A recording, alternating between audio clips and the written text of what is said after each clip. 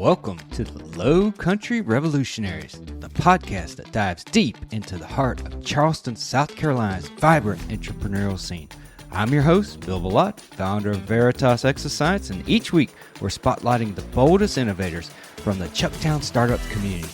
These are the visionaries pouring their heart and soul into the businesses that are transferring Charleston into a global hub of creativity and American ingenuity. Get ready for raw, real conversations with the trailblazers shaping our city's future. Let's dive in. I would like to welcome Frank Gomez. Frank is the founder of Ethical Eaters, a Charleston startup tackling humane washing in the restaurant world. Welcome, Frank. What do you mean by humane washing? What are you doing here? Yeah, thanks for having me, Bill. Really excited, and this is the first time I've ever done anything like this, so hopefully I can put out some good content for you. Yeah. Humane washing actually isn't I can't take credit for that. That was tokened by a organization called Farm Forward. They do a lot of great work when it comes to animal welfare, and you might have heard of greenwashing before, when there was a whole big push to get all sorts of corporations from every different industry to prevent them basically from lying on their labeling, saying about how good for the environment they are. Right. So humane washing is kind of the same thing. It's pushing for accountability and transparency when it comes to how farms and animal product suppliers are actually treating their animals. And thankfully, at your grocery store, that labeling and transparency and accountability is, I don't want to say largely solved, because there's always work that can be done, but you can feel pretty good about what you're putting in your shopping cart these days, if that's something that you want to check for. Right. With that said, though, Ethical Eaters, that transparency that didn't really cut over to the restaurant industry. Okay. And you can see all sorts of warm and fuzzy phrases like all natural and even the phrase raised humanely is still pretty empty of a promise if there's no other backing between it. So there's an information gap there. And maybe I'm getting it too far ahead of myself here, but that's the information gap that Ethical Eaters is trying to plug. Yeah. Increase that transparency and make it easier for folks to make a decision that more closely aligns with their values when it comes to animal welfare. Right. And I was reading a little bit. It's basically you're adding transparency like all the way back to the farm. And it sounded like you were kind of tracking like, okay, how does the money move from one place to the other? And does the money, like if we eat at a local place around here in Charleston, does the money get back to a local farm or does it go to a corporation? How does that work? That's what it sounded like, but is there more to it than that? Yeah, I think that's one of our pillars, right? So I think that you could, when it comes to making a more humane choice about where your animal products come from, there are four pillars. It's better for the animals, it's better for your health, it's better for the environment, and it's better for your community. Right. So 98% of all farmed animals in this country are factory farmed. Might be 99 if you're talking about, I believe, hogs. Okay. And one of the social contracts of as if you're a citizen of this country is that you can basically get whatever you want. You could get it for cheap. But you tell me, Bill, has it gotten more or less expensive to eat at restaurants these days? Well, yeah, it's been tough the past few years about the restaurant and the grocery store. And, it's like eggs. Everybody's talked about the eggs. It went way up and now it's starting to come back down. But it's like, people were literally, hey, can I get a chicken house in my backyard? And, the HOAs love that, of course. That's right. Sorry to interrupt, but yes, homesteading is a huge trend right now. People trying to be self-sufficient, and part of the reason for that is that, if you're going to be paying $14, $19 for a chicken sandwich or $20, $25 for a burger, yeah, you don't want to be lied to. Right.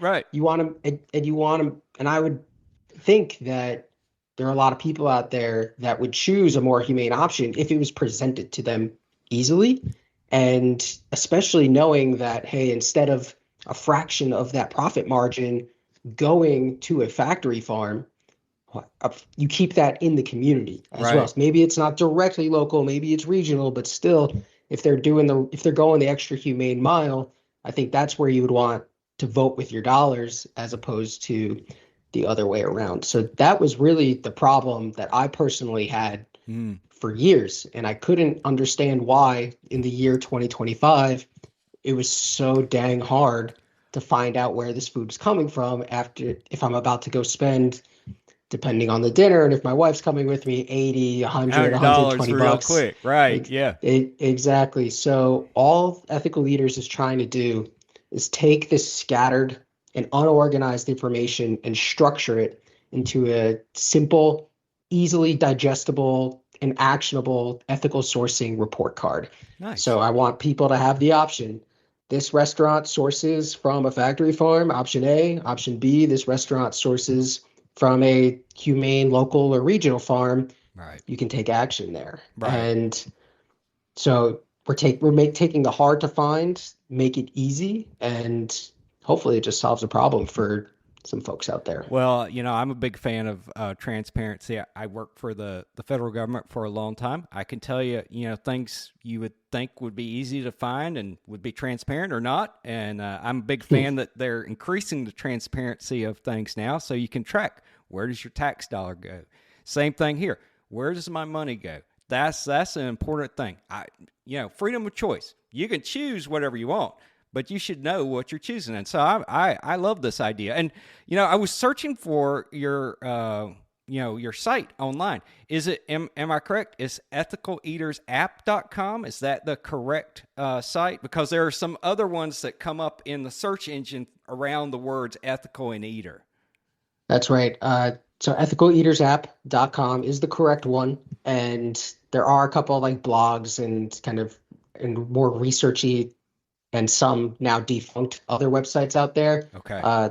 As a solo founder, I have not gotten around to search engine optimization. There are only so many things I could tackle at once. But yes, you got the correct website, and our socials are ethical_eaters for everything on TikTok, Instagram, and YouTube. Okay. Wow. You are across all the socials then. That's awesome.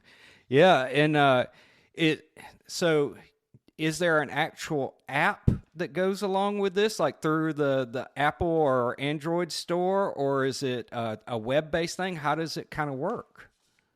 Yeah, it's web-based only for now. I do have ambitions of getting this mobile, but it was the quickest way to ship a product was to keep it web-based. And the concept is really simple in terms of how it works, but I think it's impactful.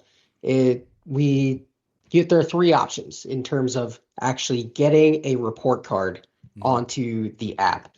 So you could either fill out a report yourself if you feel like you have a good grasp on, this type of topic. Right. We give you the option to do so. If you're a restaurant, you can talk to me directly, and you can get yourself a Ethical Eaters verified supplied badge with your report card there. Nice. And alternatively, I don't want to be the we use AI guy, but we do. I'll run batches in cities on the back end. And also, actually, Bill, you're getting an exclusive here. Just today, I released a new feature where anybody can click a button on a restaurant and says generate AI report. Oh, cool. The wheel will spin for a few minutes. Typically, it takes anywhere from 2 to 5. If there are more suppliers, it'll take longer.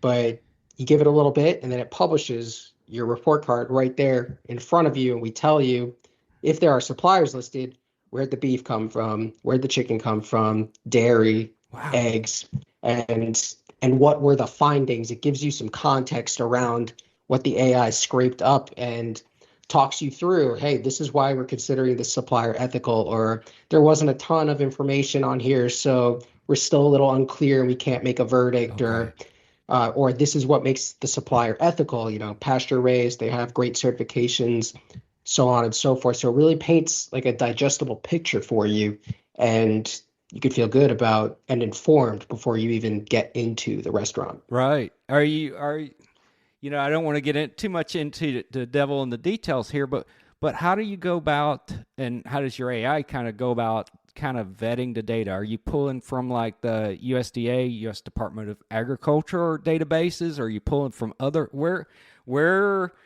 how can you be sure that the data you're delivering everybody is valid and representing? How do you kind of go about that? Yeah, there's definitely a ton of layers to this onion, and as I continue learning more about this industry, the task continues to grow in size. But as of right now, I'm not trying to let perfect get in the way of useful. Mm, So all we're doing is using publicly available data, either on the restaurant's website okay. simply, and then going to a supplier website. So it's really just two checks. Goes to the restaurant website and says, is there anywhere on this menu or in the about page or in the Right. our story page where they list partners? Oh, Yes or perfect. no. Then it moves on. If it says no, then it just collapses everything and said, hey, we couldn't find anything. Okay. Maybe just ask in person. But if it does find stuff, then it just goes right to the supplier's website and does the same thing. It looks for that context. If it's like, they say typically there are sections like our farm or our practices or animal welfare or and any other kind of contextual clues that it can piece together. So it's not making any guesses or inferences. It's just picking stuff up that's directly on the website as it stands. Awesome. That sounds like a huge time saver for people because, trying to sort that out yourself, it would take a lot of time. So that For sounds sure. super useful. And, I imagine as you grow, you're going to be adding additional things on there that, makes it even more useful, it sounds like. Absolutely. I mean, I'm somebody who, like I said, I'm not an expert, but at least I know what I'm looking for in terms of like, where's my floor Hmm. for animal welfare treatment? And it would still take me 10, 15, 20 minutes sometimes to do my own research.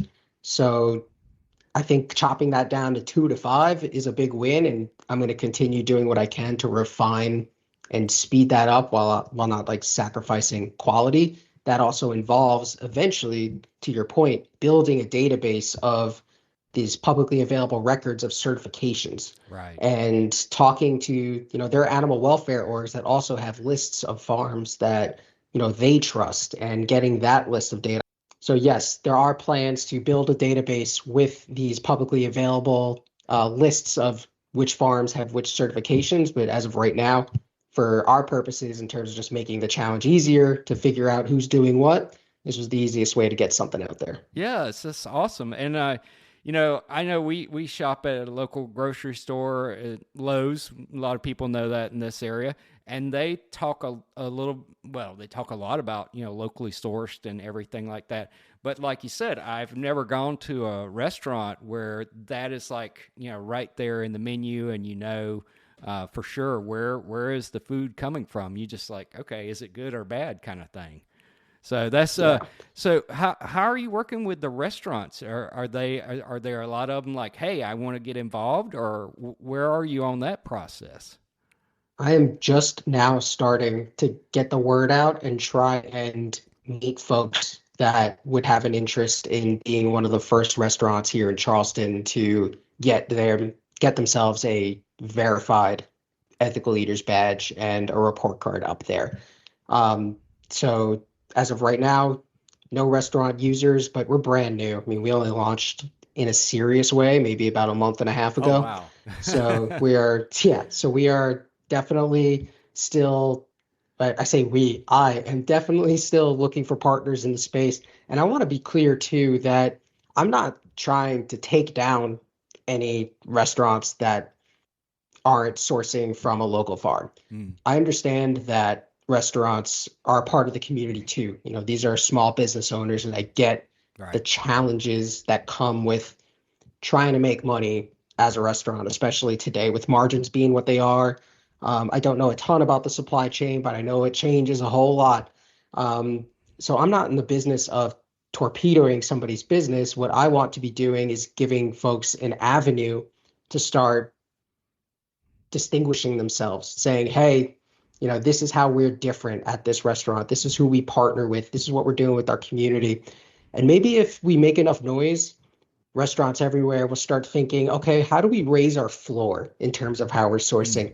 Maybe that means our eggs, instead of getting caged eggs, we go up to cage free. And that's something, right? Like, I don't demand perfection. I'm certainly not perfect. I don't expect anybody or any restaurant to be perfect. But ultimately, that's how I'm trying to move the needle from the ground up. So if we get enough eyeballs on this and we get loud enough, I really do think that food sourcing change holistically could be something that's achievable.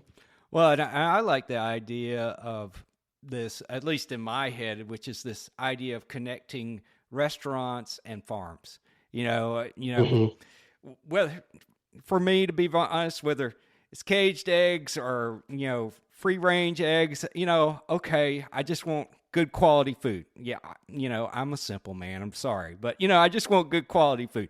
But I would like for everybody to be to do what's the right thing, but if you can connect people and connect and make it advantageous to use Absolutely. local farms and have farms connected to local restaurants, I think that helps everybody. And Oh, I grew up in a farming community, so I know farmers.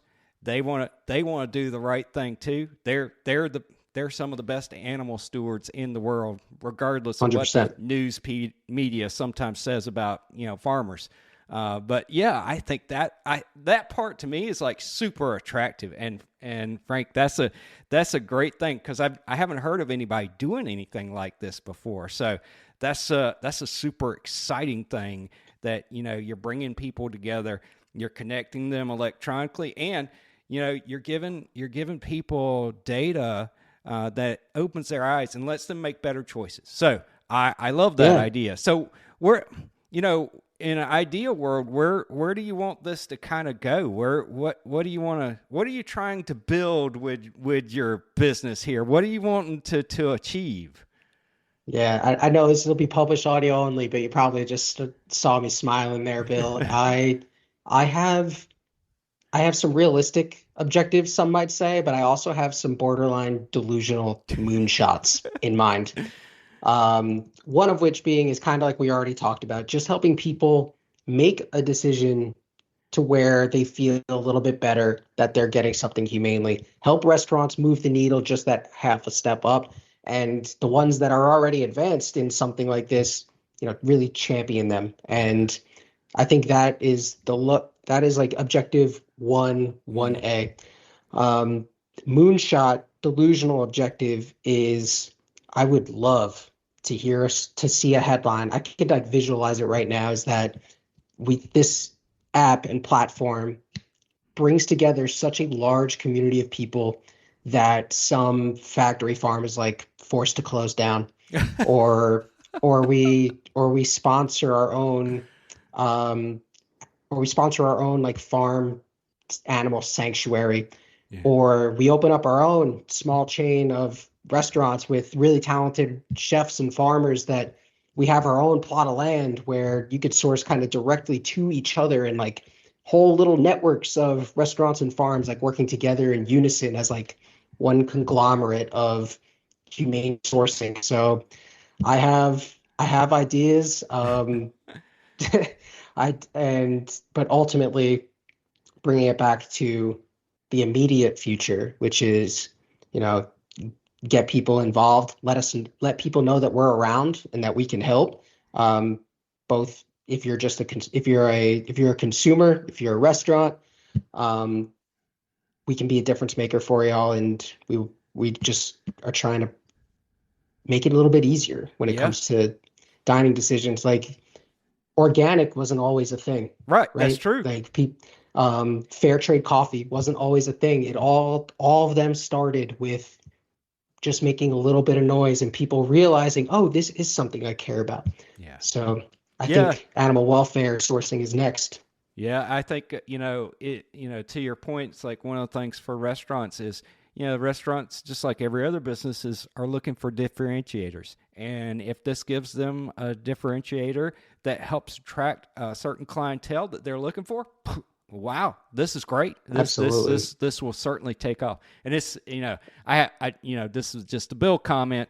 When you were describing your moonshot, the image that came into my head. Now I don't know all the details of this. It's like it sounded like you were almost describing the Amish farming community.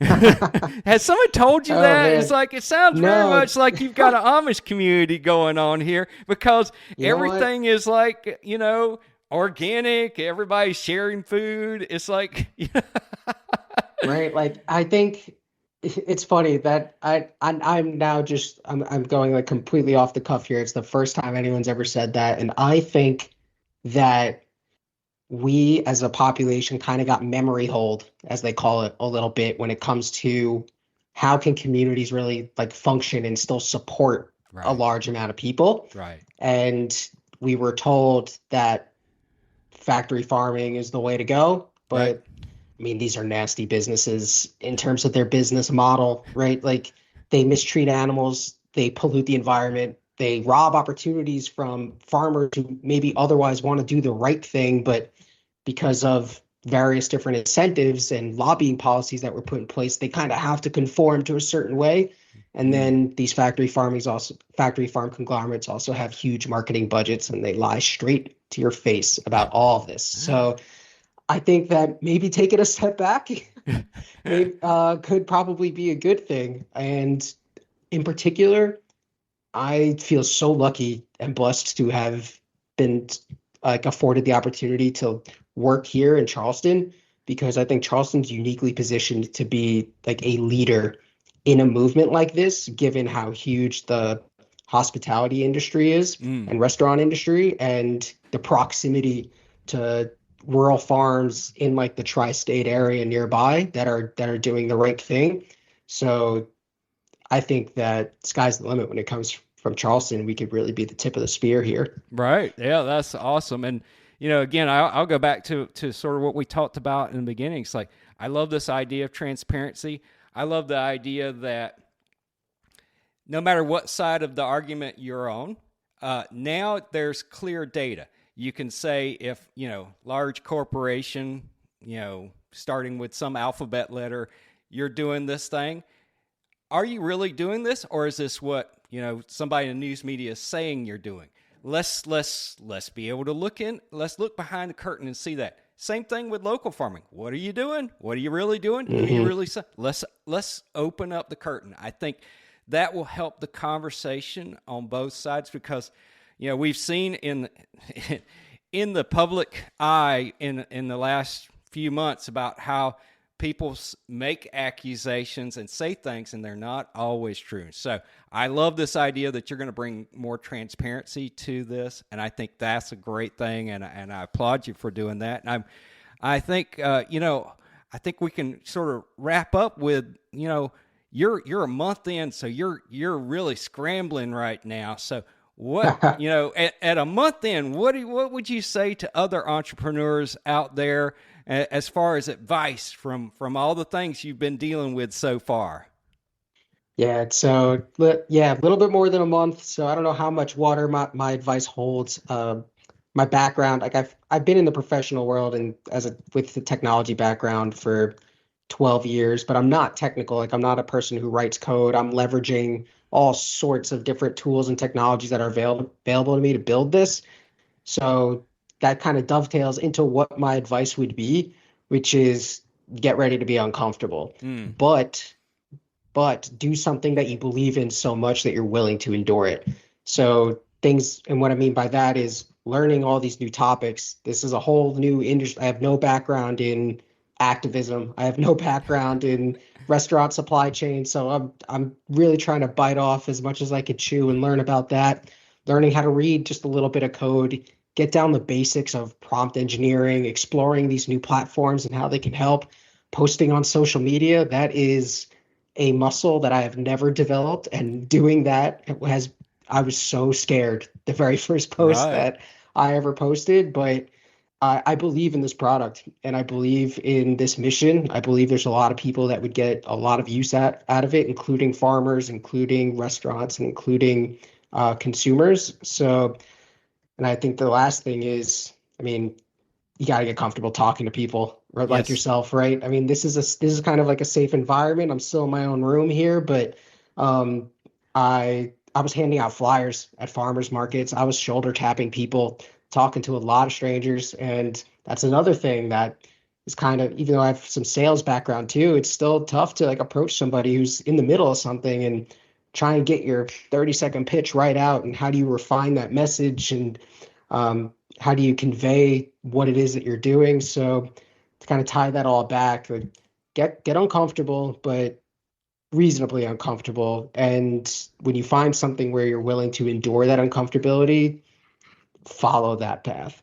That's awesome. That's great advice. I mean, and I think we all, as startups, we all kind of struggle through that, because you can't be good at everything. There's going to be areas that, yes, you're going to pursue your passion and you're good at these things, but there's going to be a lot of things you're just going to be like, oh my gosh, I've never done this before. Like, oh, I've never been a social media marketing manager or whatever. How do I do this? And so, yeah, I think we all kind of feel you on that. And, that's the great thing about being a part of the Chucktown Startups community and everything, is we all understand. We all understand what you're going through. We're all struggling too. And we're all excited also that you're doing well and we're doing well. So thanks for coming on today. This has been wonderful, and I wish you well. And it is ethicaleatersapp.com with Frank Gomez. And thank you very much. Thank you, Bill. Thanks for everything that you're doing here, and looking forward to staying connected. All right. That's a wrap for this episode of the Low Country Revolutionaries. Thanks for joining us as we celebrate the fearless entrepreneurs making wave in Charleston's Chucktown Startups community. I'm Bill Bellot, and it's been an honor to share these inspiring stories with you. If you enjoyed this episode, subscribe, leave a review, and share it with someone who needs a spark of low country innovation. Until next time, keep pushing the boundaries of what's possible.